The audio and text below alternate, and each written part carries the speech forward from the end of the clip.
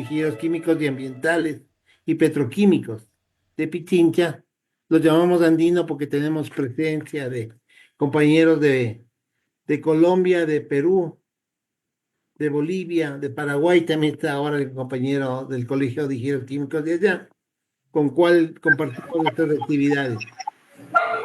Entonces, hoy retomamos, habíamos parado un poco, pero hoy retomamos este, este espacio para poder llegar a los compañeros afiliados y a la ciudadanía en general.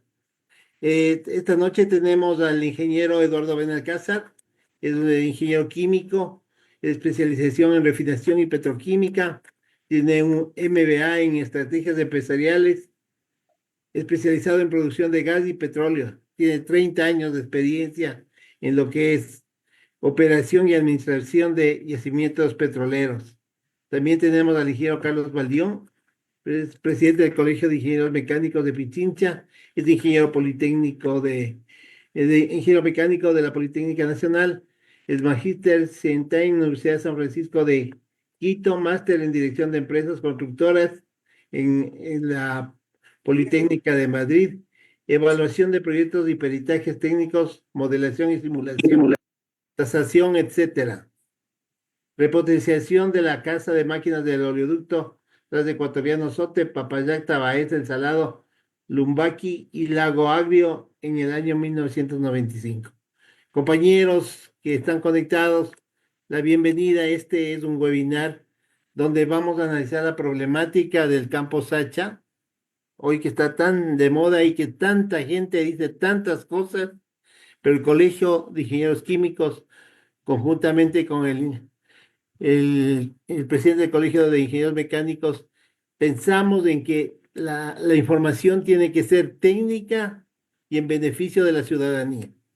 Entonces, a veces escuchamos criterios de gente que no tiene ningún conocimiento. Por eso es este webinar que lo hacemos para conocimiento de ustedes y también de los ciudadanos que se conecten. Bienvenidos y vamos a empezar con el compañero Benalcázar, el ingeniero Benalcázar, bienvenido y gracias por estar acá y Sí, gracias también, buenas Eduardo. noches, Luis. Buenas noches a todos los colegas. Eh, en esta noche vamos a ver unas pocas láminas nada más para no cansarles sobre lo que se ha llamado las estimaciones de la producción, rentabilidad y BPN del campo Sacha en el periodo 2025-2044, que sería el tiempo del contrato para un consorcio privado que está en proceso. Está adjudicado ya, pero todavía no se ha firmado el contrato. Es importante el, en los campos petroleros, lo más importante para establecer cualquier situación económica y después contractual, conocer primero las reservas que se tienen. Las reservas es el petróleo que está en subsuelo. Acá en el Ecuador el petróleo se encuentra ubicado en promedio 2.500 metros sobre el nivel, bajo el nivel del mar, y en el caso de Sacha tiene 4 yacimientos, 2 de los cuales son los más productivos, pero los otros también aportan. Entonces, este se conoce como el POES, o la cantidad de petróleo total in situ, está alrededor de 5.200 millones de barriles, de los cuales se ha producido hasta diciembre del 2024 aproximadamente 1.200 millones, dando un factor de recuperación como del 22%. Esto es alto realmente, dado el mecanismo de producción que se llama por recuperación primaria, en donde normalmente se puede llegar hasta un 20-25%. ¿Cuánto de petróleo queda? Y lo más importante de esto, colegas, es que estos datos tienen que ser oficiales del Ministerio en el Ecuador de Energía y Recursos Naturales No Renovables. Lamentablemente, la última información oficial publicada es a diciembre del 2020, pero por medio de la prensa hemos logrado conseguir lo que ustedes están viendo, que es una lámina de esta empresa, Netherlands Seawells and Association, una empresa americana radicada en Houston, certificadora de reservas. Este trabajo fue pedido por Petroecuador en mayo del 2022. En resumen, como se ve en el recuadro rojo, el total de reservas que queda, ojo, esto es a mayo del 2022, es de 374 millones de barriles. Son reservas, hay recursos que en el futuro podrían ser reservas, pero por hoy, para un negocio petrolero, sea con una empresa estatal o una empresa privada, lo que interesan hoy son las reservas. Entonces, el valor a mayo del 2022 es de 374 millones de barriles de reservas remanentes, llamadas 3P, que son reservas probadas, probables y posibles, es decir, de las cuales que con diferente grado de certidumbre o de probabilidad se las puede extraer. Todo esto está sacado del informe de esta empresa.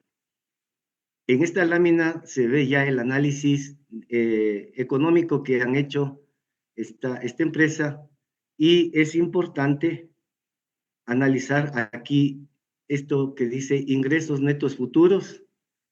Está calculado del 2022 al 2041, y en el total de reservas, más o menos estos ingresos con diferentes precios de petróleo que en promedio dan como 90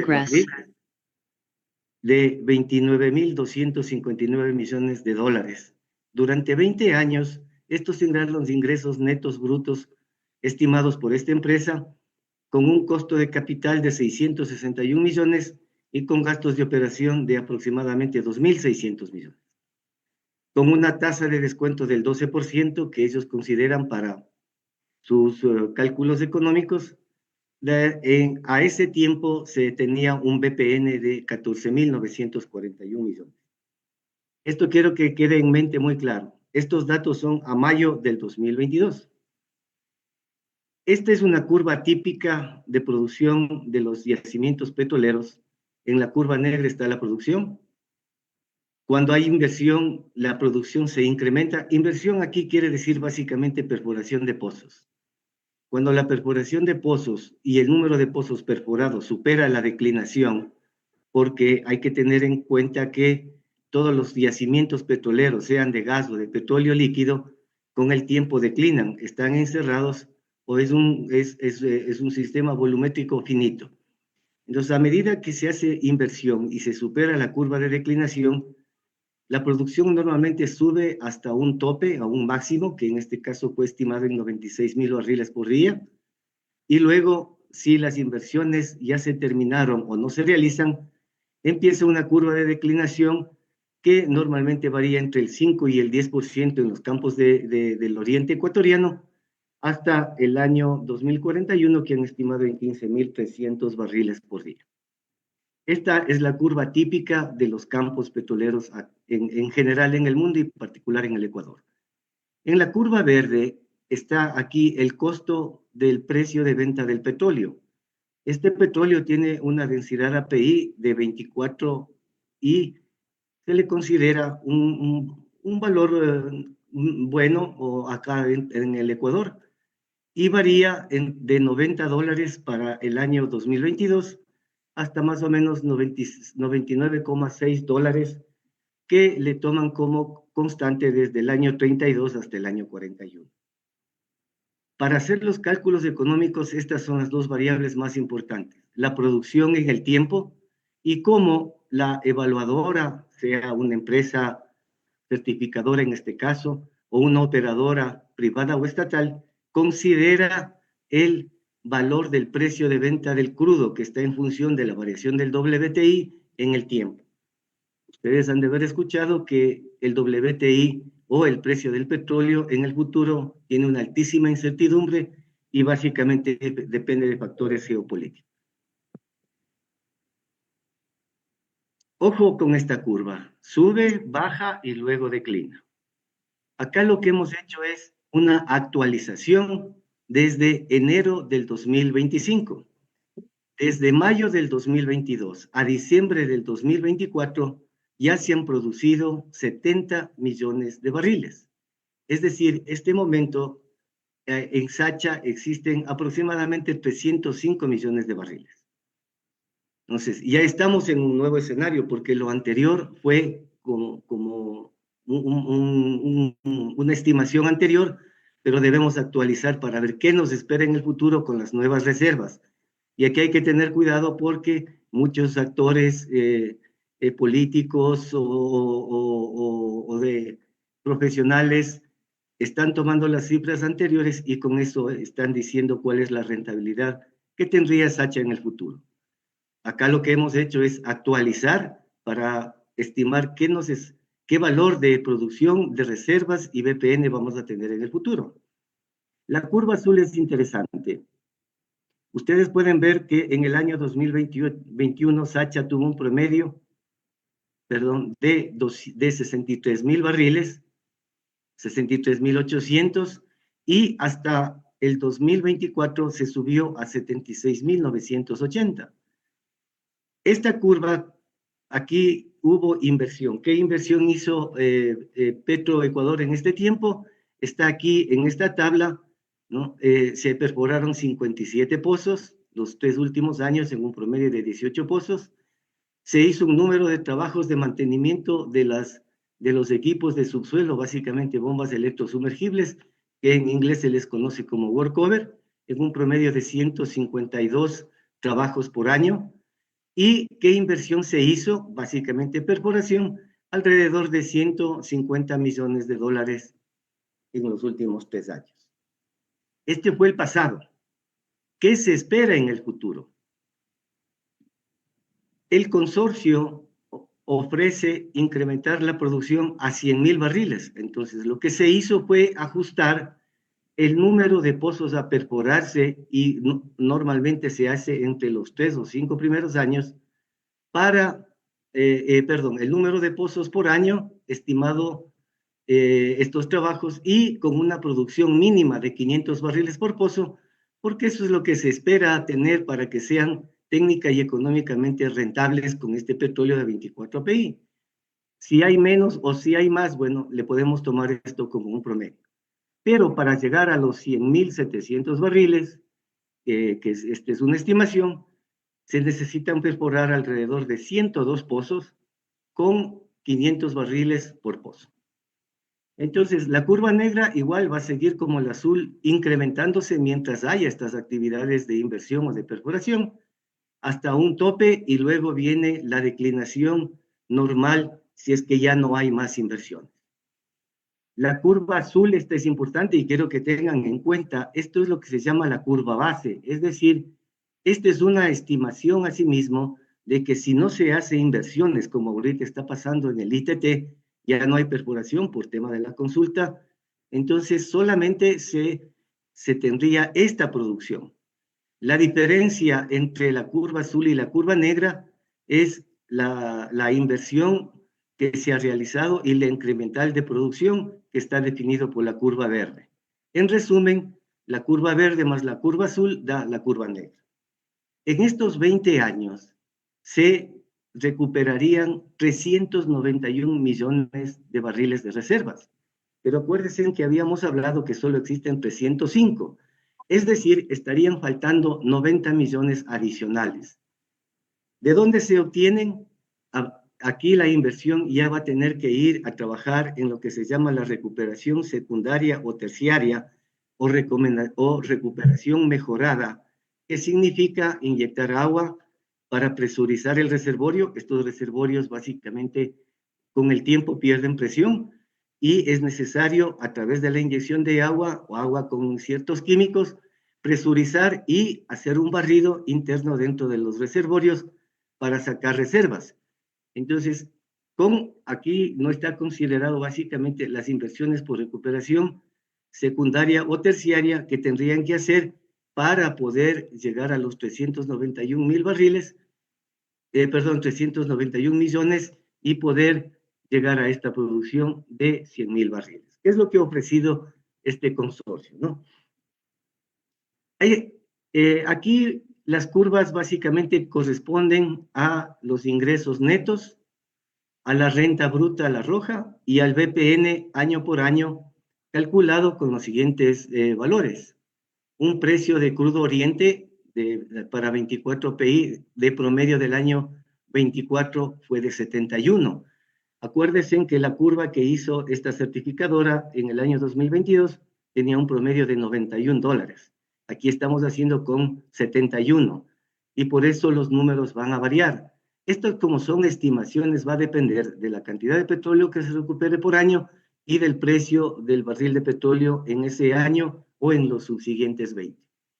El costo de operación y mantenimiento que tiene Petroecuador de promedio es de $10 por barril. Este es un costo promedio por pozo perforado más la completación, es decir, más todos los equipos en subsuelo, bombas, tubería y bombas electrosumergibles, básicamente para poder producir el pozo y con una tasa del descuento del 12%. Entonces, se recuperan 391 millones de barriles, se necesitarían 90 millones adicionales para estos 100,000 ofrecidos. El WTI promedio del año 2024 fue de $75, pero se le descuenta casi $5 porque es de menos densidad API este crudo que se produce. Aquí está solo como referencia nada más para que ustedes sepan que si 75 está el WTI, en promedio podemos decir que son $4 menos el crudo con el que se vende el petróleo de Sacha. Habrían unos ingresos brutos por 27.800 millones, con una inversión total de 2.000 millones, una renta bruta de 21.000 millones, 21.800 millones de dólares, y un BPN, que esto es lo más importante, de 10.400 millones de dólares al año 2025. Perdón, estos indicadores son referenciales. Lo único que hemos hecho es actualizar y saber qué cantidades de reservas adicionales se necesitan para poder obtener todos estos datos. Esta curva es interesantísima. Les había comentado esta curva azul, ¿no? Esta curva azul es lo que llamamos la curva base, o sea, lo que le correspondería a Petroproducción si llega a, digamos, lo que aportaría el yacimiento o el campo Sacha sin inversión. La inversión la puede hacer una empresa privada, un consorcio privado o Petroecuador. Entonces, esta es una curva referencial que nos permite hacer el siguiente análisis. Y aquí ya vamos a entrar un poquito en el tema contractual. ¿Por qué la prima de 1.500 millones de dólares? ¿De dónde sale ese número?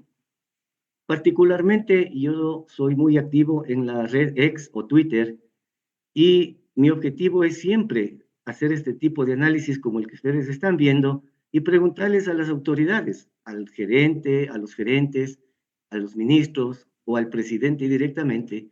Y en este caso se le ha preguntado a la señora ministra de Energía por qué la prima de 1.500 millones de dólares que este consorcio está ofreciendo.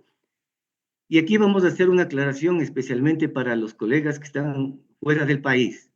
Ustedes conocen que los contratos de participación se realiza básicamente en campos donde no hay producción inicial, donde no hay facilidades, solamente existe información de subsuelo, viene una empresa privada, hace sus análisis, sus estudios económicos y dice, esta va a ser mi plan de producción o mi plan estratégico para producir este campo. Y normalmente los contratos de participación que se han firmado en el Ecuador, que quiere decir participación, ¿qué porcentaje de crudo se lleva el inversionista privado en este caso y qué porcentaje de crudo le corresponde a la empresa estatal o al Estado ecuatoriano? Entonces, esta relación en promedio es 80-20. Si se va a producir a futuro 100.000 barriles de petróleo, teóricamente 80.000 son para la empresa o el inversionista privado y 20.000 barriles en petróleo para la empresa estatal o el gobierno. Eso siempre y cuando arranque desde cero el proyecto y todas las inversiones, todos los gastos operativos, todo el pago de impuestos, de utilidades, etcétera, etcétera, está a cargo del inversionista privado. Este es un caso extremadamente particular y el primero en el Ecuador. Se va a concesionar a través de un contrato de participación un campo que más o menos en promedio en el año 2025 sin inversión tendría 70,000 barriles de petróleo. Y lo que está aquí en azul, ¿no? Todo esto que está aquí en azul de barras es la misma curva que hemos mostrado acá. Es exactamente la misma curva. Entonces, estuvimos haciendo análisis con algunos colegas y dijimos, ¿de dónde sale 1.500 millones? ¿Por qué perdón un ratito, voy a conectar la batería que no ha estado enchufada? Entonces, la pregunta es, ¿por qué 1.500 millones? Y el viceministro de Hidrocarburos, ¿no?, que ha sido de nacionalidad extranjera, en una de sus declaraciones de prensa dice, los 1.500 millones de dólares sirven para compensar la producción que ya está produciendo este campo. Ah, muy bien, entonces, sí,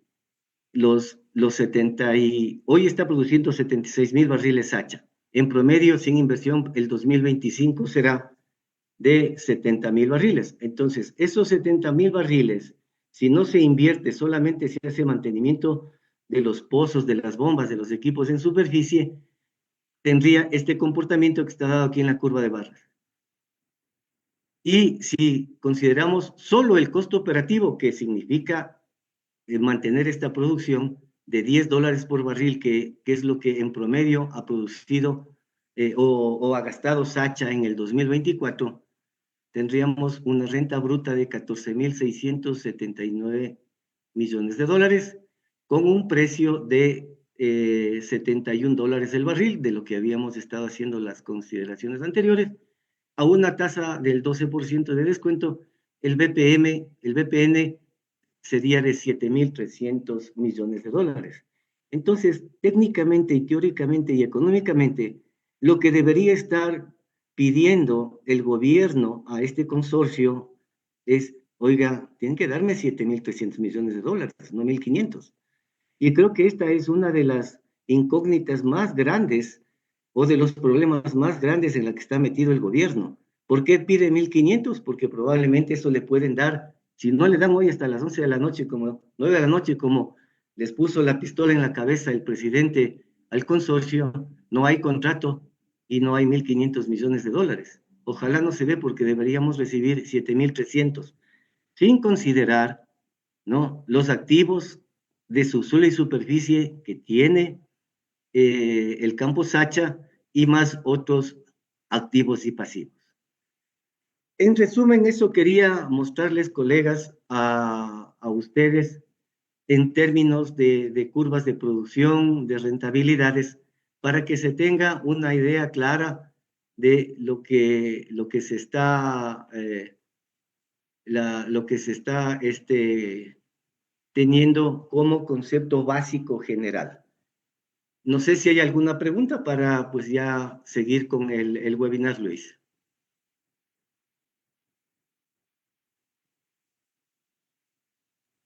Sí, gracias, querido compañero Eduardo. La explicación ha sido muy clara. Vamos a dar paso a Carlos de una vez. Y al final, después de la presentación de Carlos, compartimos criterios y solventamos alguna inquietud de los compañeros que han asistido. Adelante, Carlos. Gracias, Luis. Yo no tengo ninguna presentación. Tú sabes que me avisaste ayer el asunto y realmente no he preparado yo nada, porque además, como tú lo has dicho, yo soy presidente del Colegio de Ingenieros Mecánicos. Mi formación más bien desde el punto de vista de la academia. Fui 42 años profesor de la Escuela Politécnica Nacional, 35 años como profesor principal. Así que no tengo eso, pero sí puedo yo emitir mis criterios, mis comentarios respecto a este contrato de participación con el consorcio que se ha indicado. Y más que todo, creo que nosotros los técnicos los colegios de ingenieros, los ingenieros mecánicos que estamos, deberíamos enfocarnos más en la parte técnica, por el ámbito nuestro, más en la parte social, más en la parte humana. Así que más hacia allá se va a orientar un poco mis criterios. Evidentemente que un poco yo tengo información, tengo mis contactos ahí, muchos de mis compañeros y colegas están vinculados a la industria del petróleo. Compañero mío de aula es el ingeniero Ramiro Páez, actual interlocutor, digamos, de este consorcio. No sé si se da la situación, será el gerente, pero yo he conversado bastante con él, y me ha dado alguna información. Y a su vez también tengo contactos en el ministerio que me han dado también información. Desde el punto de vista general, considero yo que es necesario hacer algo sobre la industria petrolera, que ha estado muy llevada a menos, ha estado muy descuidada, totalmente descuidada, especialmente el caso del campo Sacha, que viene funcionando desde el año de 1972, es decir, ya es bastante tiempo su operación. Ha producido alrededor, como dijo el ingeniero Benalcázar, de 1.200 millones de barriles. Yo conozco que hay unas reservas de 5.200 millones de barriles, y de los cuales se ha recuperado el 21%. Entonces, hay muchas falencias en las operaciones ahí del campo Sacha. Hay un deterioro total de las instalaciones, de los equipos de tratamiento de fluidos, de los separadores, de los tanques que operan por encima de su capacidad normal, ¿sí? Y de igual manera en el manejo del gas asociado. Existen dificultades operativas en las funciones de quema de gas, en las plataformas de producción. El gas asociado se quema en mecheros y se mantiene a la vez contratos con equipos de generación a diésel. El campo cuenta con muchos pasivos ambientales en planes y procesos de limpieza y remediación. Y de lo que yo conozco, se han evidenciado más de 500 fuentes de contaminación en el campo. Todas estas dificultades o estas falencias, mucho tienen que ver con el área de la ingeniería mecánica, y eso es lo que ha llamado mucho el interés de nosotros, los ingenieros mecánicos. También conozco de que se ha hecho ya una inspección al campo por parte de la empresa Bureau Veritas en el mes de agosto del año 2024, en la cual se han evidenciado ya mediante un informe los problemas que estoy indicando. En los sistemas contra incendios, por ejemplo, eventualmente hay muchos efectos o aspectos deficitarios en relación a las áreas visitadas en las facilidades, que más se evidencia en la condición subestándar o baja respecto al mantenimiento y operación de los equipos, así como también los equipos de integridad mecánica, el análisis de integridad mecánica, la capacidad de los equipos de tratamiento de fluidos, separadores y tanques que operan por encima de su capacidad. Es todo un problema. Y obviamente se evidencian las dificultades en la quema de gas en las plataformas de producción. El estado actual del campo Sacha en los 5 campos que tiene, en Sacha Central, Sacha Norte 1, Norte 2, Sacha Sur y el EPF. Aquí yo tengo un informe, no tengo la presentación.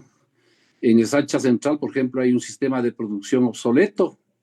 Se requiere el reemplazo del separador de la producción, el reemplazo de tanques que muchos de ellos son empernados. Esa tecnología es ya del siglo pasado.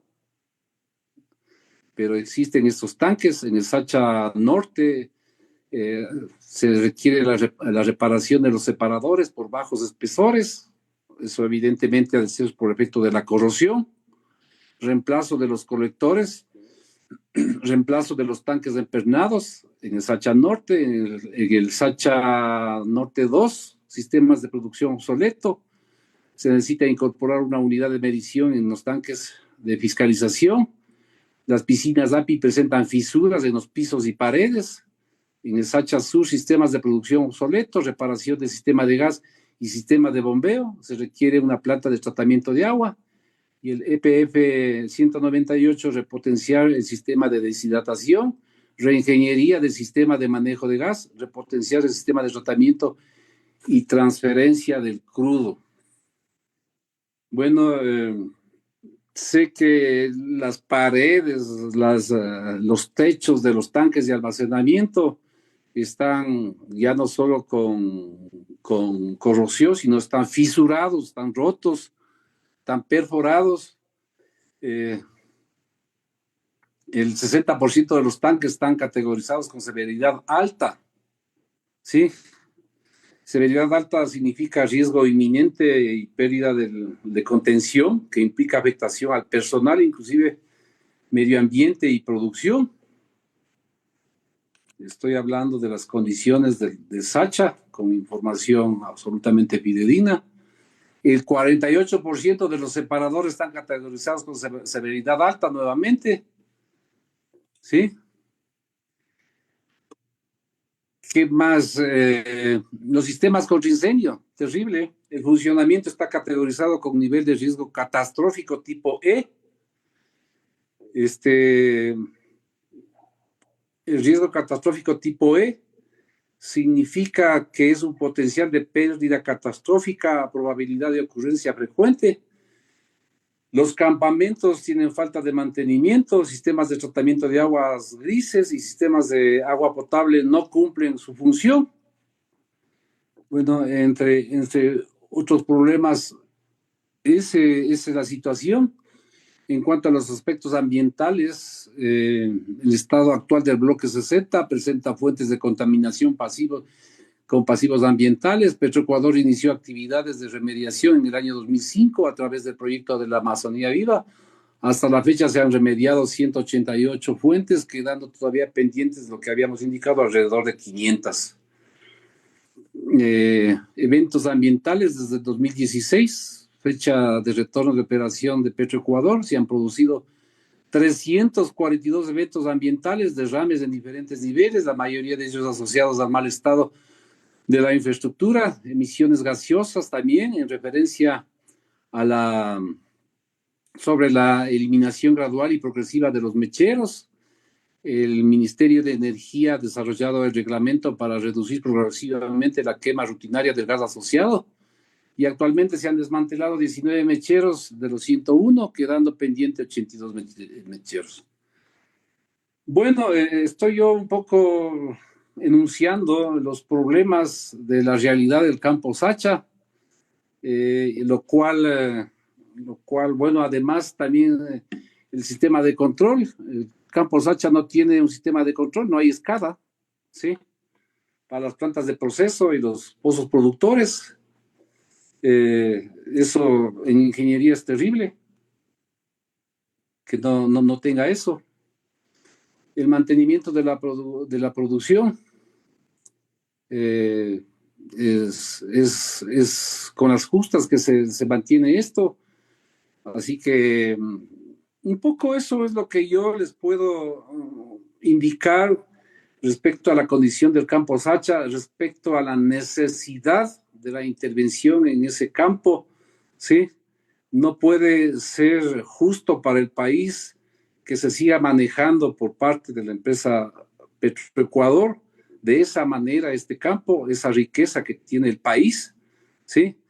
Se debería incorporar gente preparada, se debería generar un proceso de inversiones, y si con este consorcio, con este contrato que se piensa hacer, se lo va a hacer, eso sería muy beneficioso para el país, en buena hora, porque además De lo que conozco, se incorporarán a cerca de 1.000 puestos de trabajo, evidentemente de preferencia de la gente de la zona, de la Amazonía, pero hay gran cantidad como profesor, como docente académico.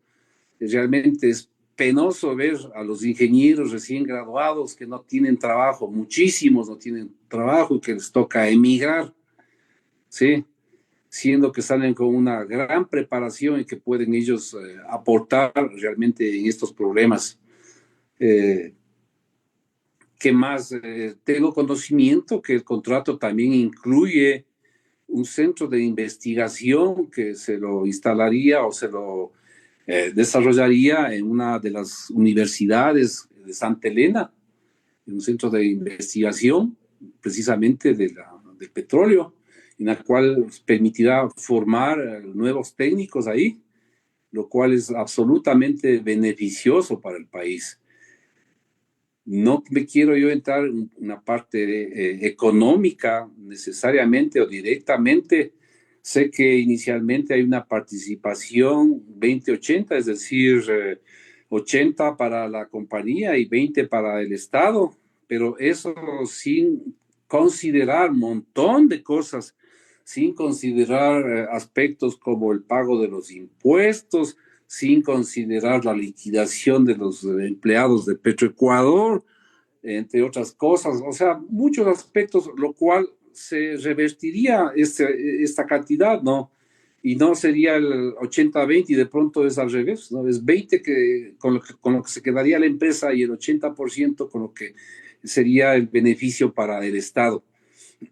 Esto es objeto realmente de un análisis muy profundo, ¿sí? Yo como presidente del Colegio de Ingenieros Mecánicos, con 5.000 afiliados, con 5.000 ingenieros, que es lo que tiene el colegio, sí me preocupo mucho, ¿sí? No soy ingeniero especializado en el área petrolera, mi área es el diseño de magis, el área de diseño de puentes, de estructuras, ¿sí?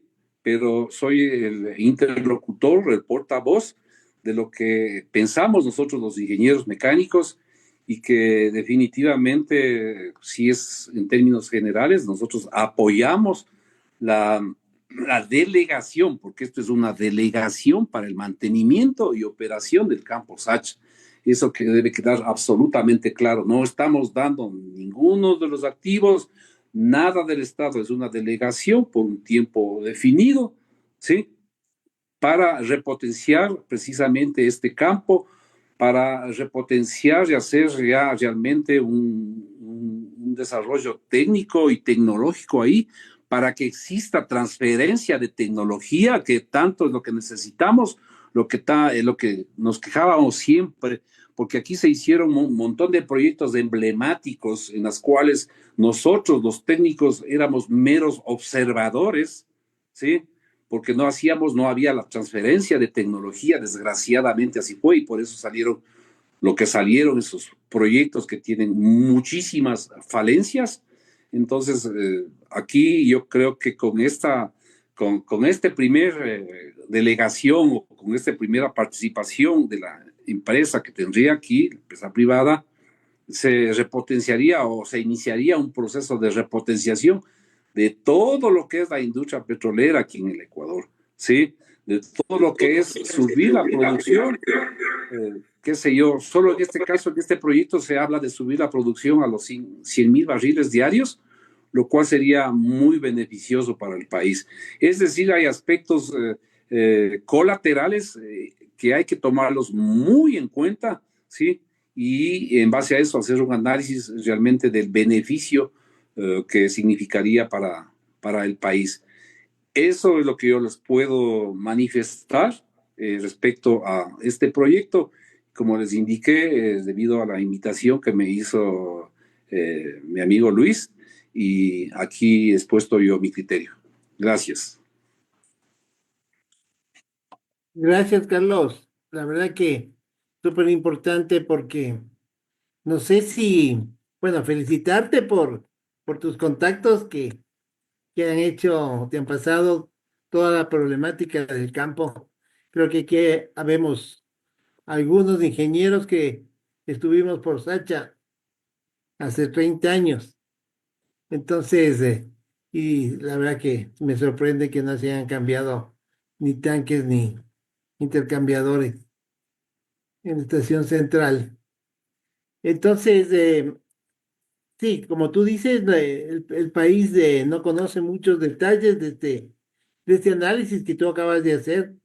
Tenemos algunas preguntas de un compañero que, por ejemplo, dice si tú conoces, si se considerando todo esto, ¿cuál es la valoración de todos estos trabajos que se hicieron? Si está eso visible para la ciudadanía, porque hay cosas que no están visibles.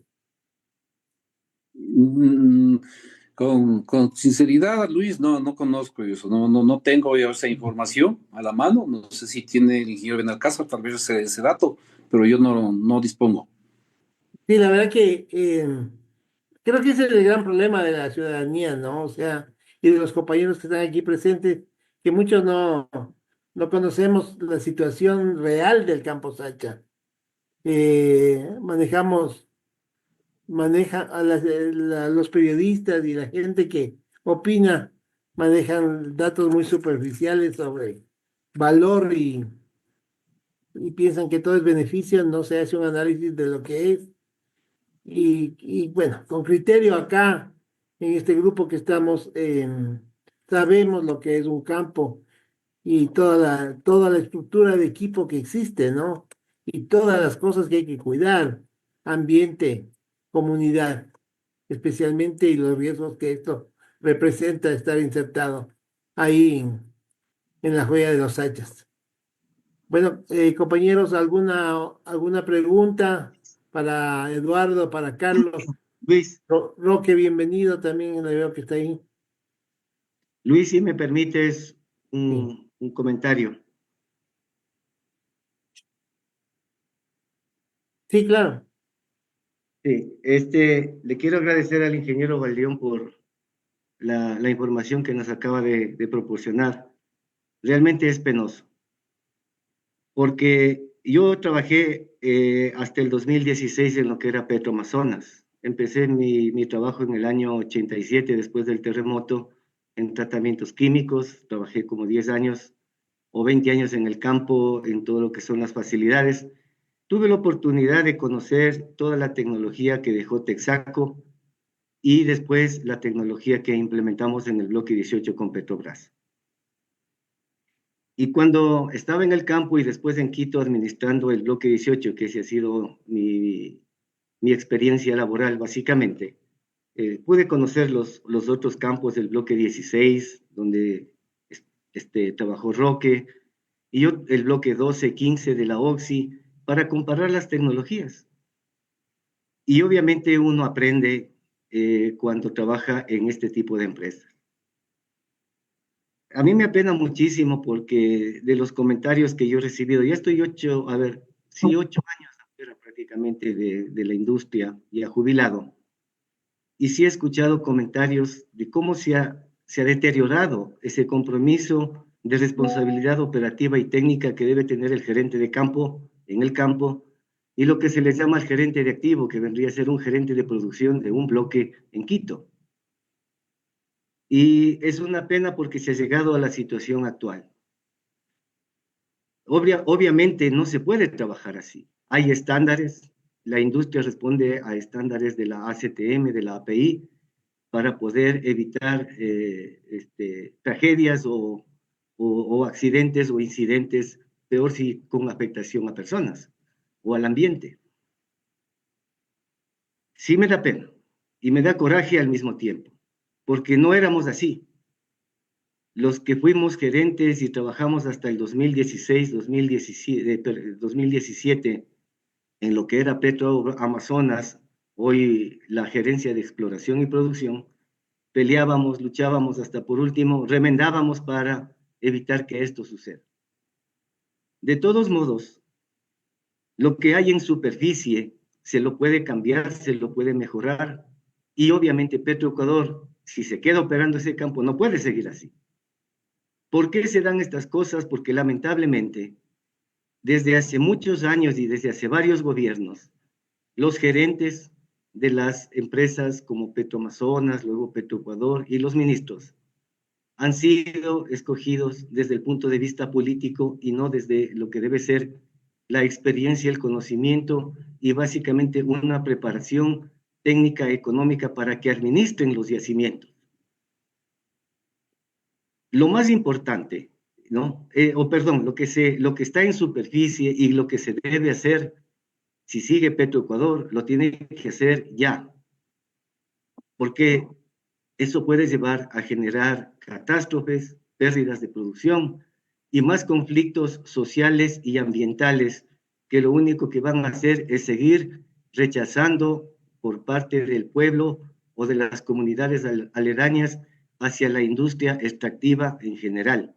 Y de esto hay que ser conscientes. ¿Por qué me he preocupado? Yo tuve la formación de ingeniero químico, pero por cosas de la vida me tocó ir a trabajar en el oriente, en lo que es la exploración y producción de petróleo. Y con el tiempo fui entendiendo que lo más importante es saber conocer cuáles son las reservas. 5.200 millones es el POES, ingeniero Valdión. De ahí hay factores de recuperación que están entre el 20 y el 25%, puede llegarse hasta el 40% en algunos casos, pero hoy las reservas remanentes que le quedan a Sacha son apenas de 305. Según este estudio de la certificadora, se puede subir un 5% más, es decir, aproximadamente unas 150 a 200 millones de barriles de reserva, y eso es optimista, eso es muy bueno, pero ya hay que hacer lo que se llama la recuperación mejorada para poder sacar más petróleo de lo que está en el subsuelo.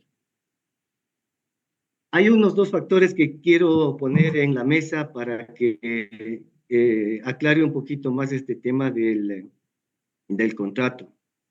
Como les digo, mi objetivo es hacer reflexiones. Ya estoy jubilado, retirado, no tengo interés en regresar a la industria, peor a la empresa pública.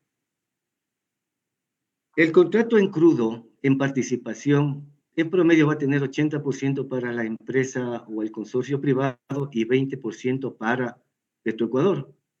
¿Y esto qué significa? Que hoy, de los 76.000 barriles que está produciendo Sacha, más o menos 60.000 barriles ya irán directamente a las arcas o a los ingresos del consorcio.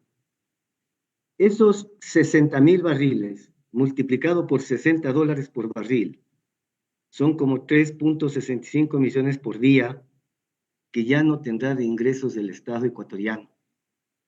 Así de sencillo. Al año representan 1.300 millones de dólares.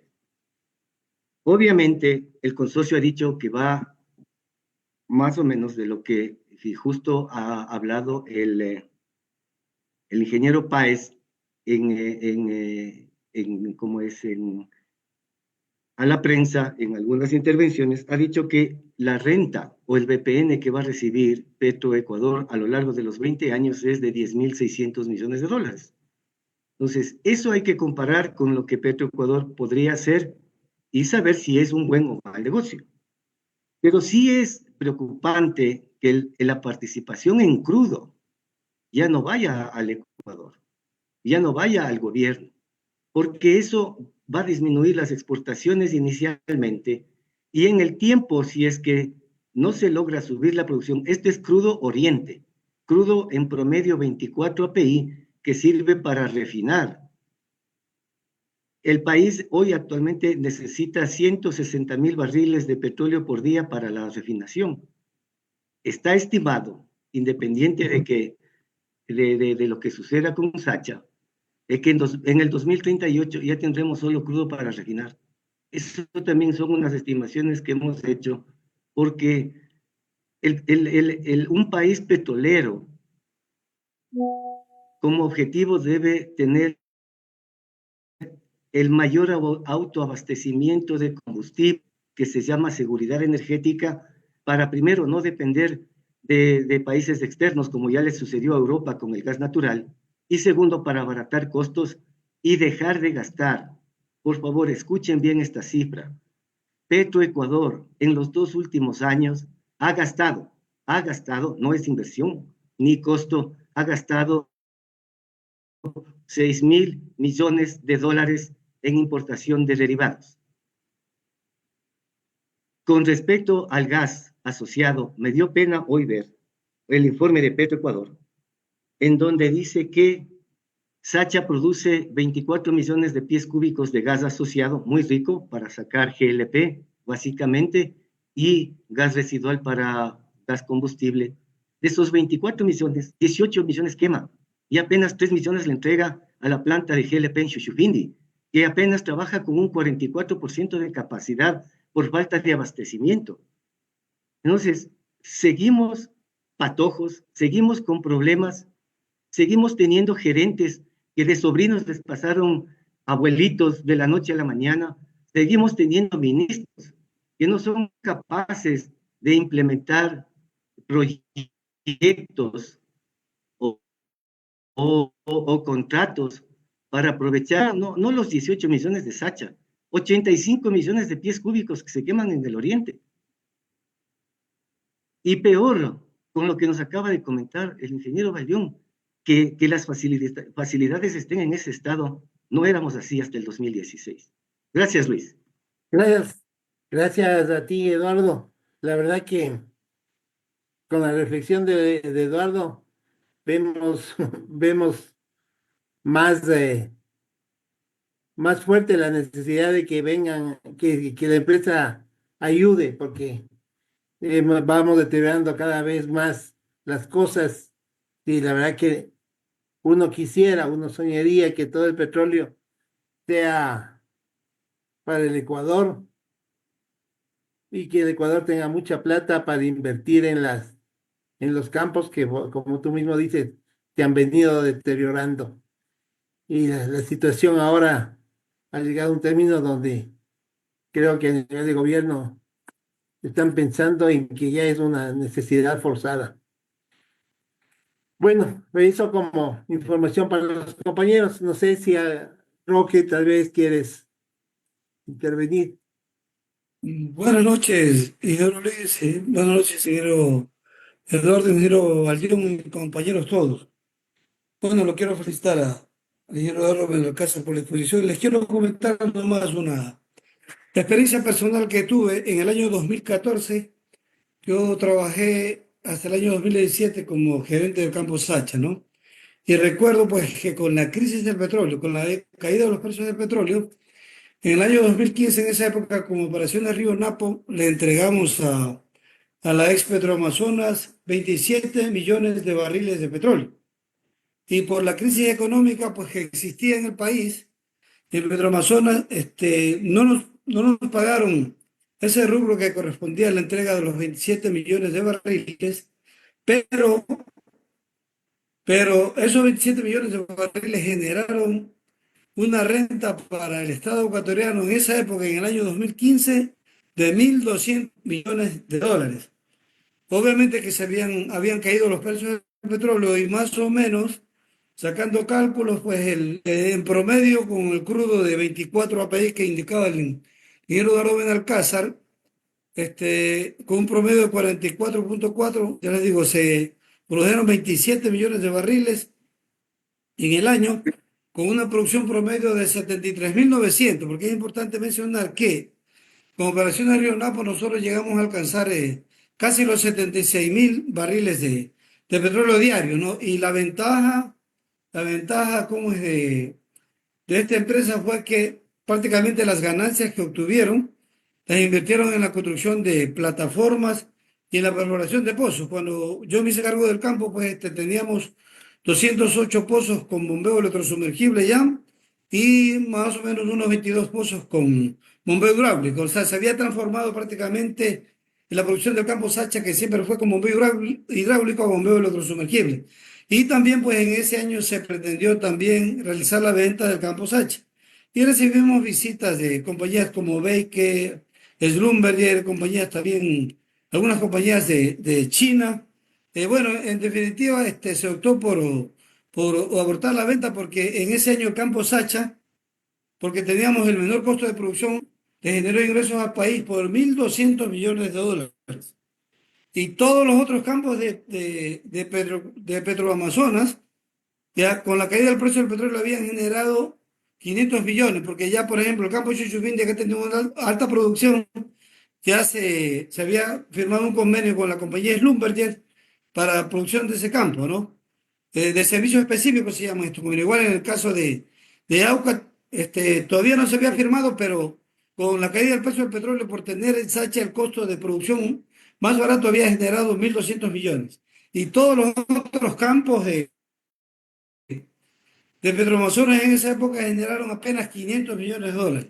Inclusive una de las razones por la que Petroamazonas se hizo cargo de operaciones Río Napo del campo Sánchez, porque prácticamente Petroamazonas en esas fechas ya debía 4.000 millones de dólares a los proveedores. Por ese motivo que Sánchez siempre se le ha llamado la joya de la corona, porque si bien el ingeniero Valdeón menciona todos los problemas que hay a nivel de tanques separadores, bueno, esos problemas también ya teníamos algunos problemas en el año 2015, pero más se debe también como a la falta de inversión, pero yo coincido con el ingeniero Eduardo Benalcázar de que lamentablemente en el caso de Petroecuador o de ministro de Energía han habido gerentes generales que son abogados, que son economistas, que no tienen profesión afines con el sector, ¿no? Ni tampoco pues tienen conocimiento de la parte operativa, porque yo les digo aquí, por ejemplo, hablemos de exploración y producción. Hay algunas ingenierías conjugadas. Del subsuelo para el fondo, pues tenemos nosotros ingeniería de petróleo. Lo que son operaciones de superficie y es ingeniería química. Pero en superficie también tenemos equipos eléctricos, tenemos bombas donde interviene la ingeniería mecánica, separadores, tuberías. Tenemos la parte eléctrica de distribución y de generación donde ya interviene la ingeniería eléctrica. Tenemos la parte de control y automatización donde ya interviene la ingeniería electrónica. Tenemos la parte de medio ambiente donde interviene la ingeniería ambiental. Entonces, son como más o menos 8 ingenierías conjugadas. Y para que un gerente general o un gerente de exploración y producción pueda hacer una buena gestión, tiene que haber laborado en el campo. Pues aquí, por ejemplo, aparecen expertos en petróleo que son abogados o que son economistas que, vea, en el caso del ingeniero Eduardo tuvo más de 30 años de experiencia. Yo tengo un poco más de 25 porque lamentablemente interrumpí del 2009 al 2014 mi actividad en el petróleo porque tuve la oportunidad de asumir la alcaldía de mi cantón después de un proceso electoral en donde me nombraron alcalde, ¿no? Pero yo no me considero un experto que tengo más de 26 años y comencé mi carrera de operador de producción. Entonces aquí hay muchos expertos donde ustedes si los pone al frente de un no saben ni qué parámetros operativos se miden en un pozo, ¿no? Entonces es terrible esta situación y lo que se ha producido siempre a través de los años es que se le quita recursos a para evitar, por ejemplo, ¿no? Los contratos que se firmaron en el gobierno de Rafael Correa con empresas como Schlumberger, en el caso del campo Chuchufindi, en el caso mismo del campo con la compañía Pardali o en el caso del AUCA, han sido perjudiciales para el Estado porque están pagando tarifas por producción de petróleo muy altas. O sea, al Estado le hubiera convenido mejor hacer un crédito a bancos internacionales y si el Estado mismo hubiera perforado, hubiera hecho mantenimiento de pozos, hubiera cambiado separadores, hubiera actualizado tecnología de punta, o sea, le hubiera salido más rentable haber prestado dinero como es a la banca internacional y pagar intereses que haber firmado estos contratos con los campos que les mencioné, ¿no? En el caso de Auca, en el caso de Chuchupindi, en el caso de Pardales. Entonces siempre ha existido, como les digo, como la intención de dejar a la empresa sin recursos. Porque aquí en Petroecuador, vea, se habla de la corrupción en Petroecuador. Y yo trabajé 16 años con las compañías Maxus, YPF y Rexol. Tengo un buen recuerdo de la compañía Maxus, donde mis jefes fueron norteamericanos y de los que aprendí muchos valores. Pero no tengo el mismo concepto de la empresa YPF ni de la empresa Rexol. Estas empresas terminaron con problemas de evasión de impuestos con el Estado ecuatoriano. Nosotros como empleados de Rexol le ganamos, por ejemplo, un juicio a la empresa por utilidades del año 2000, 2001 y 2002 en el año 2019. Entonces, no todas estas empresas transnacionales a veces cumplen con la ley del país, porque muchas veces, o sea, maquillan las rentas y dicen no hemos ganado nada, para no pagar impuestos a la renta del Estado y para evadir también el pago de utilidades a los trabajadores. Entonces, en eso se tiene que tener muchísimo cuidado el rato como le digo, que se llame a empresas transnacionales para que hagan inversiones, porque Yo coincido con el ingeniero Eduardo, un contrato de participación, como lo hizo Maxo, como lo hizo Occidental, ellos vinieron a hacer primero exploración, después presentaron un plan de desarrollo y después de presentar el desarrollo hicieron las inversiones y fueron empresas que cumplieron primero, vea, a los empleados le daban un trato excelente.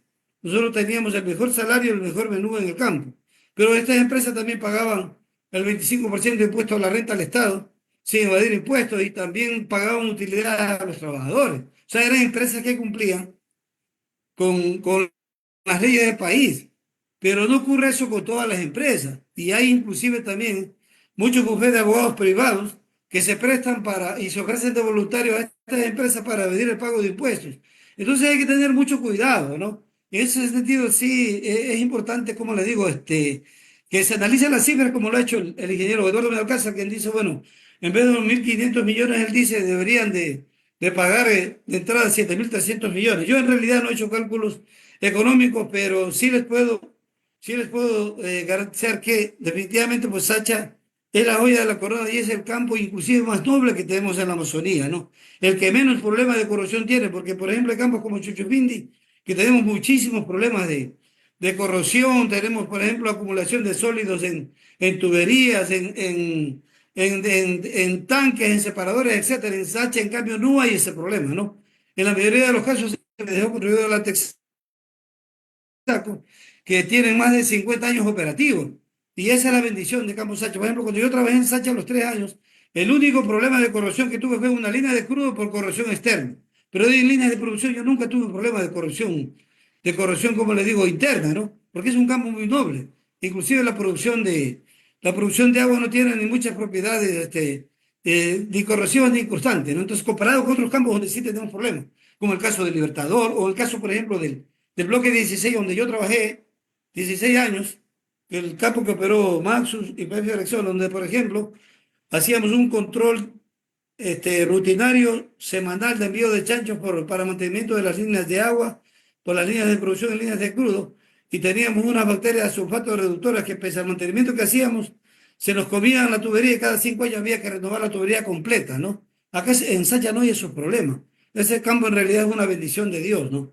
Entonces, lo único que yo les pediría es que se analicen las cifras y se tome siempre en consideración de que el Estado, antes de firmar un contrato, pues tiene que analizar previamente, o sea, la tarifa que le va a pagar a las empresas que están interesadas en operar el campo, ¿no? Entonces, yo también le conozco al ingeniero Ramiro Páez desde la época de marzo, le conozco exactamente desde el año 94 que arrancamos las operaciones de marzo, le conozco al ingeniero Ramiro Páez, ¿no? Y es loable en realidad, como le digo, que no solamente como es haya inversión privada para generación de empleo, pero Ecuador puede también ya abrir las puertas para generar empleo. Aquí hay muchos compañeros que estamos por jubilarnos y se necesita en realidad una renovación generacional.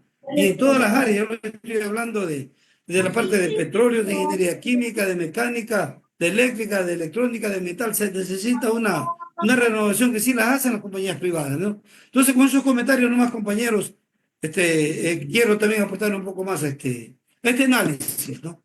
Me encanta. Gracias, Roque. Un comentario muy valioso.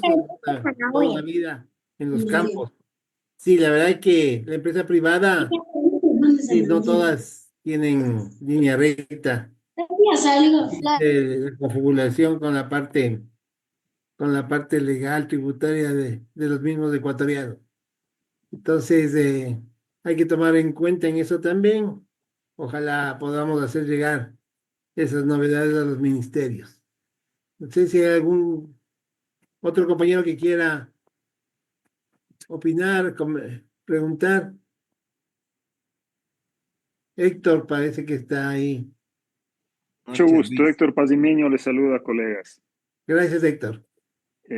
Bueno, interesantes las... coincido plenamente con lo afirmado por el ingeniero Baldión. Yo recorrí Sacha unas 2 o 3 veces el año pasado.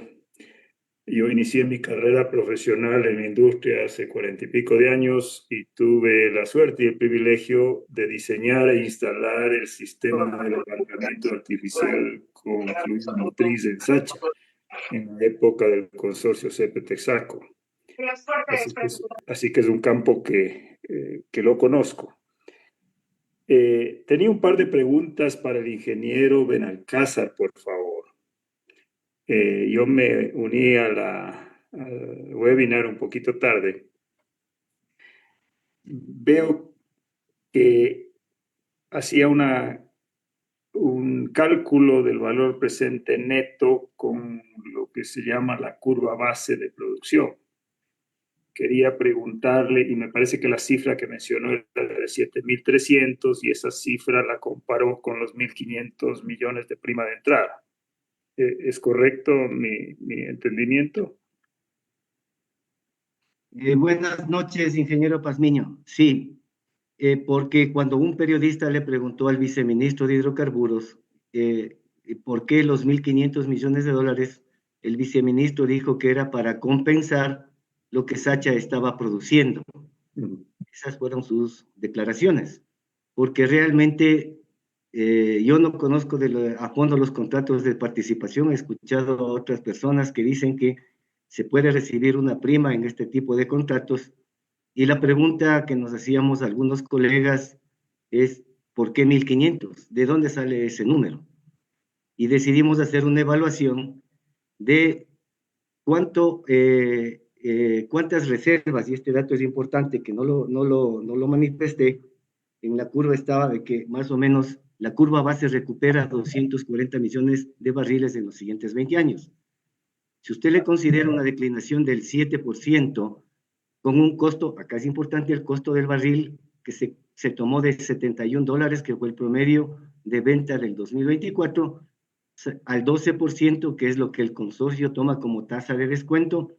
Petroecuador normalmente lo calcula con 10%, pero el consorcio con 12%. Entonces ajustamos ese número y salió un PPN, es decir, el valor presente neto al año 2025, de 7.300 millones de dólares.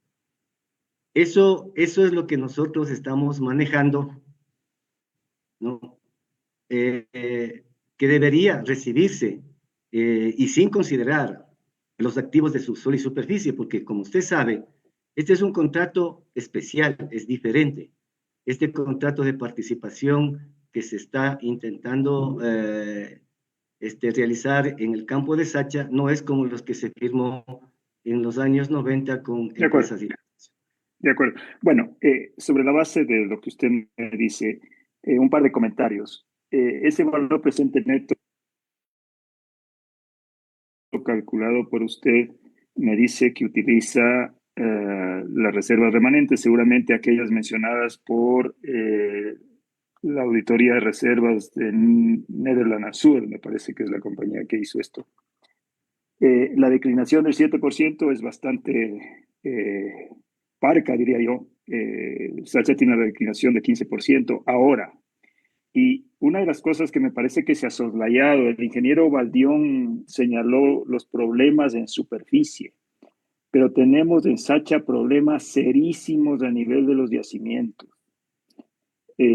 Las presiones han disminuido al punto que hay regiones de los yacimientos en UIT donde estas están por debajo del punto de burbuja. Y usted sabe el problema que resulta el momento en que comenzamos a generar gas por la evaporación de livianos cuando la presión baja por debajo del punto de burbuja. Entonces, Sacha ya no es lo mismo del 2017, del 2019. Sacha está en un punto crítico en su madurez como campo y requiere acciones urgentes, y estas acciones urgentes que Sacha requiere implican inversiones muy, muy costosas, ¿no? Yo estaba viendo las inversiones de los últimos 10 años en Sacha, aquellas reportadas por Petroecuador, que seguramente usted las tiene. En el año 2024 se hace una inversión de 150 millones de dólares, pero los años precedentes, entre 2016 y 2017, hay años donde la inversión es de 40 millones, de 50 millones y demás. Y por ahí va mi otra pregunta respecto a la valoración del BPN que usted hace. ¿En esa valoración están tomada en cuenta la amortización de las inversiones del campo, aparte del costo operativo? No, porque solamente se consideró el costo operativo, el OPEX, de aproximadamente $10 por barril, que es el promedio que tuvo Ecuador en el año 2024. Con respecto a lo que usted menciona de las presiones, ¿no? Básicamente son los reservorios Basaltena, UIT, los que están con bajísima presión, y no se conoce realmente, por lo menos públicamente, no existen resultados de los proyectos pequeños o pilotos de inyección de agua que se han llevado a cabo y qué resultados han tenido. Yo conozco de un campo aledaño que es el INCHI, que es manejado por ENAPSIPEC, en donde ellos toman el agua del yacimiento Hollín, que es un agua prácticamente dulce. Esa agua le utilizan para presurizar las arenas que están por encima de Hollín, que son U inferior y T inferior, básicamente las más productoras, para poder presurizar, pero no para poder arrastrar el petróleo. Lo que usted menciona es correcto y es lamentable. Y le agradezco su comentario porque este es un segundo punto delicado que se ha dejado de hacer en las operaciones de los campos en todo Petroecuador, que necesitan básicamente inyección de agua, pero ya con químicos. La inyección de gas es muy difícil porque no hay mucho gas para inyectar. Yo tuve la oportunidad de trabajar en Hollín, de Palo Azul, en el bloque 18, donde teníamos un GOR de 400, donde el 90% de ese gas era CO2, y con una presión de reservorio de 3.800, que se mantuvo después como de 15 o 20 años de producción. Ese campo o ese yacimiento tenía todo naturalmente, tenía inyección de agua y tenía mucho CO2 en su gas. En los campos que tienen básicamente las arenas U y T, como Sacha, Shushufindi y Auca, son los campos adecuados, ¿no? Pero esa es la parte más importante. Por eso, sin despreciar los comentarios del ingeniero Baldión con respecto a las facilidades, porque todo se puede cambiar en superficie, pero lo más complejo es manejar el subsuelo. Y, sobre todo, preparar, ¿no? Pilotos y luego masificar para hacer inyección de agua con químicos. Tuve la oportunidad, y valga la pena que les comente esto, cuando estuve trabajando en el bloque 18, la empresa Schlumberger nos llevó a un grupo de técnicos a conocer sus laboratorios de EOR, o de lo que se conoce como recuperación mejorada en general, en Estados Unidos, y para mí fue una grata sorpresa porque me encontré con ingenieros químicos americanos que estaban dedicados a este proyecto. Y no es nada del otro mundo. La tecnología la tienen Schlumberger, Halliburton, Baker, que son compañías especializadas y que le hacen desde los estudios, llamémosle así, de prefactibilidad hasta ya la implementación de proyectos con técnicos de operadoras privadas o de estatales. Pero sí, mire, lo que usted dice es importantísimo. Sacha no puede seguir, y yo diría, ningún campo en el oriente ecuatoriano que necesite inyección de agua con químicos para mejorar y recuperar más reservas, no puede seguir así. Mire, solo una reflexión final respecto a la valoración esta de los 1.500 millones y el valor presente neto que usted calcula. Y respetuosamente le invitaría yo a que considere algunas variables que me parece que afectan mucho el cálculo del valor presente neto. Usted ha utilizado un valor de el crudo de $71, me pareció escuchar, por barril. Sí. Yo he hecho el análisis del valor presente neto que recibiría el Estado ecuatoriano con esfuerzo propio, es decir, si se mantiene la operación de Petroecuador. Una de las ventajas del contrato de participación, aún en un campo en producción, es que el Estado no va a perder nunca, ni siquiera en precios bajos.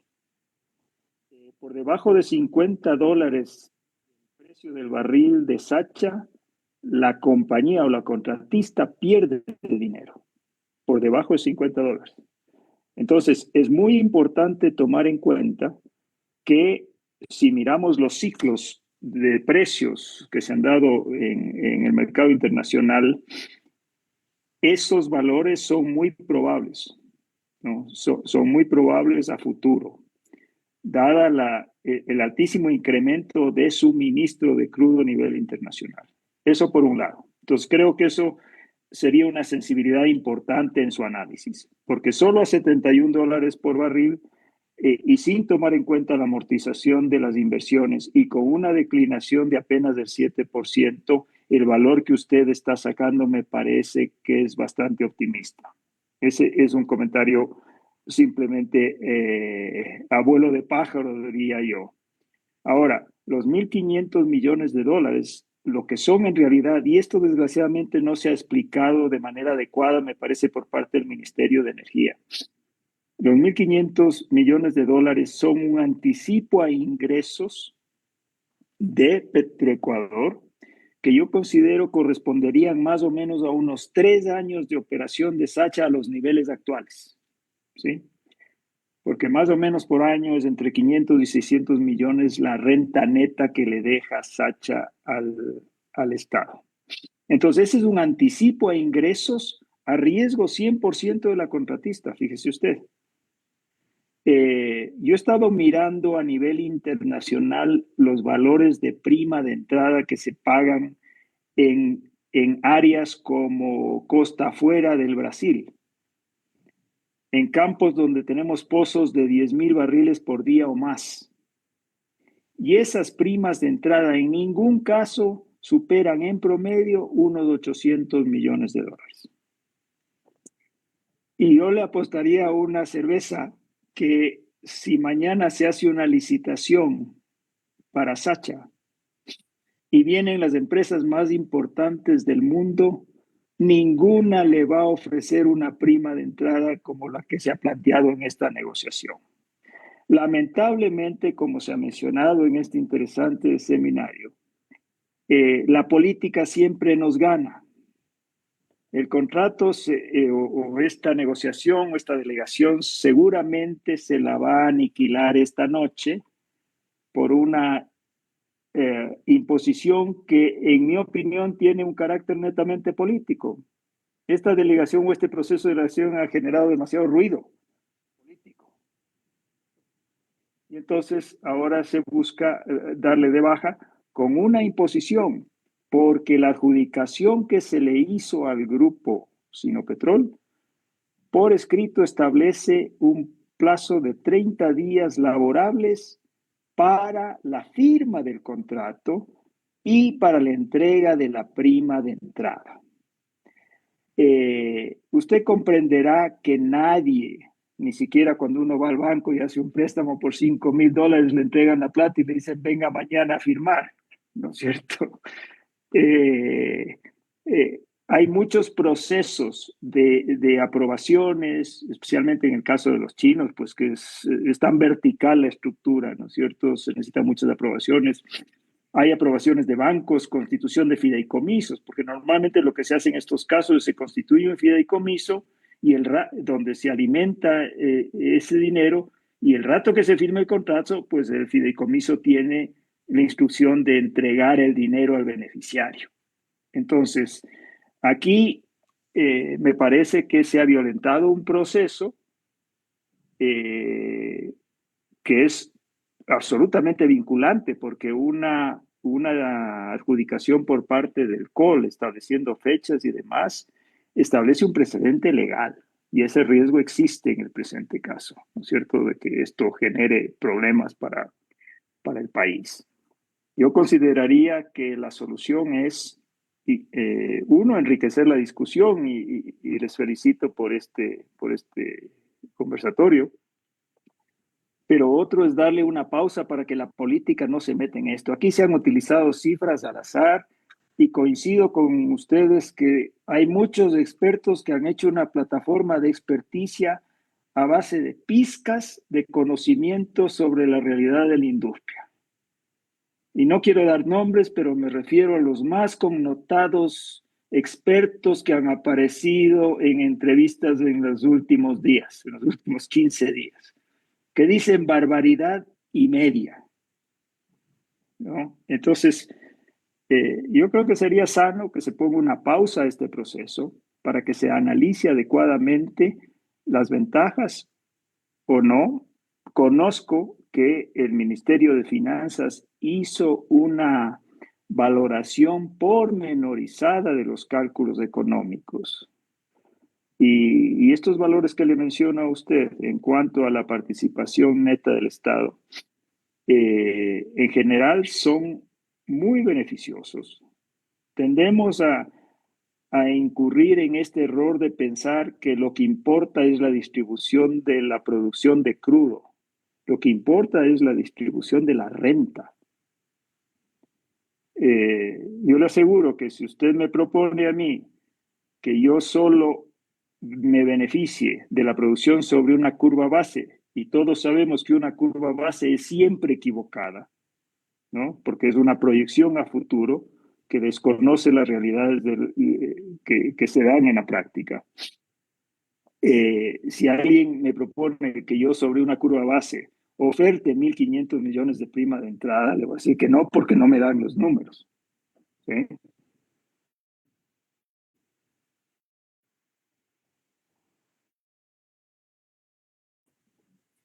Los resultados de esta negociación, ver la sensibilidad a los precios del petróleo en el mercado internacional, y sobre esa base, una vez que superemos esta temporada de inestabilidad política, retomar la discusión, es lo que yo aconsejaría, porque de otra manera pienso que lo que tenemos, todos los que de alguna manera hemos conocido de Sacha o hemos trabajado en Sacha, eh, ese deterioro va a seguir, y más a nivel de yacimiento que arriba.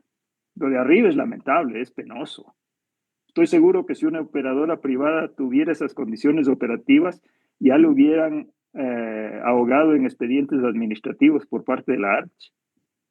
Pero la situación de Sacha es penosa, aún comparándola con otros campos, ¿no? Como decían ustedes, el sistema con diseños no funciona. Eso es, eso es pavoroso. Y los técnicos de Petroecuador hay que sacarse el sombrero porque hacen un gran trabajo con lo poquísimo que tienen. Eso nada más, una cosa que también conozco, y esto es de particular interés para mí, porque en los años 80, cuando yo regresé al país, comencé a promocionar el uso de la simulación de yacimientos para la administración de los yacimientos petroleros, la simulación matemática de yacimientos. En Sacha no se ha hecho una simulación de yacimientos en varios años. Eso es imperdonable, porque es la mejor herramienta que se tiene, y más ahora con el advenimiento de la inteligencia artificial para hacer los ajustes de historia, del modelo dinámico y demás. Que no se haga esto es imperdonable. Y claro, esto se debe a la inestabilidad de la administración de Petroecuador. No puede ser que tengamos 15 gerentes en 3 años, ¿no? Es insufrible. Hay que, a Petroecuador, si es que se la mantiene, hay que reestructurarla, pero desde cero, y quitarle esa influencia política tan perniciosa que ha prevalecido durante ya décadas, ¿no? Sí, Luis, Eso si me nada más. permites, Gracias, Guillermo, pues es- niño. La verdad que el aporte es súper importante, su aporte como de los demás colegas en esta noche. Los colegios, los gremios de profesionales, como el caso del Colegio de Ingenieros Químicos, estamos siempre buscando, golpeando la puerta en el ministerio para que socialicen las cosas, para que se dejen ayudar, porque en el colegio están compañeros profesionales valiosos y también las personas que están acá, que ya pronto se afiliarán al colegio, están, están aportando con sus conocimientos, su experiencia, muchos años, sugerencias, pero a veces nos topamos con unas puertas muy cerradas. Esto ha sido una lucha de abrir las puertas de los ministerios. Carlos es un testigo de eso, pero bueno, los gremios seguimos con nuestro compromiso de, de apoyar en la parte técnica con el gobierno que sea para la mejor uso de nuestros recursos naturales. Ese es el objetivo de los gremios y por eso estamos acá. Gracias, ingeniero Pazmiño. No, a usted les felicito por el conversatorio y lo que usted acaba de decir es tan cierto como que la génesis y el desarrollo de la industria petrolera no cabe en un periodo de gobierno. Así que la industria petrolera tiene que ser siempre gobiernista, ¿no es cierto? Porque estamos hablando de 20, 25 años para el desarrollo adecuado de un campo petrolero. Pero desgraciadamente aquí en el país se lo ha manejado ni siquiera con criterio de gobierno, con criterio de ministro, sin políticas de Estado.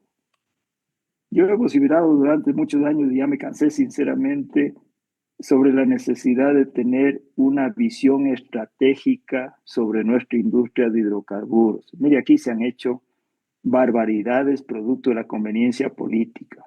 Menciono la refinería del Pacífico, menciono la construcción de la terminal de gas licuado de Monteverde, que ni bien se había inaugurado y ya se anunciaba que se dejaba de utilizar gas para ir a las cocinas de inducción.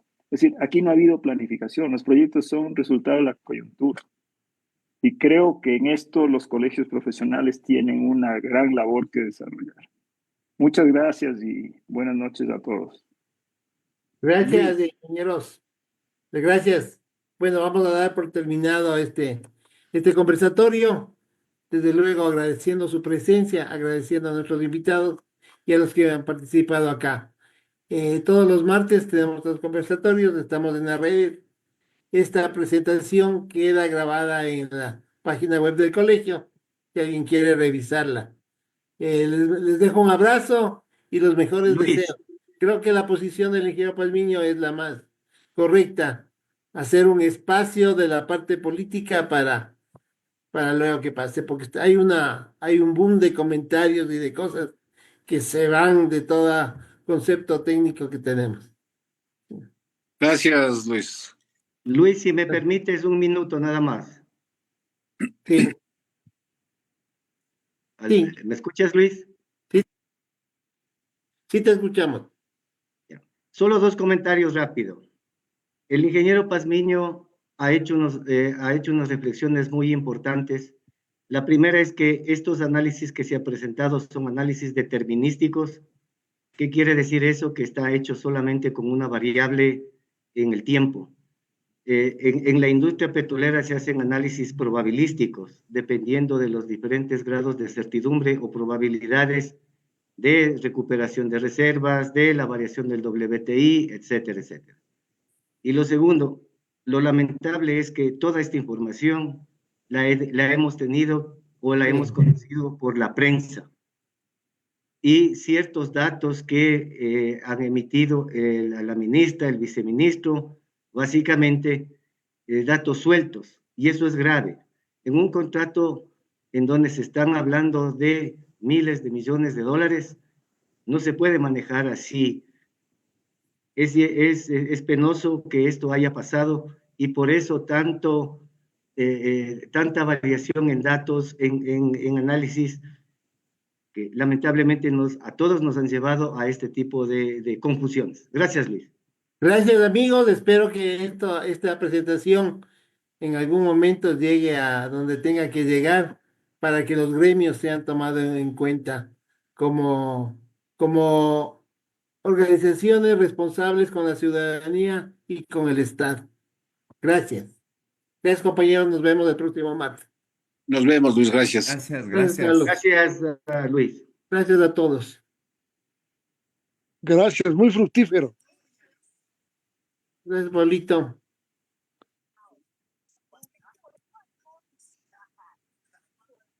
Muy fructífero este conversatorio. Les felicito, excelente. Gracias, Pablito.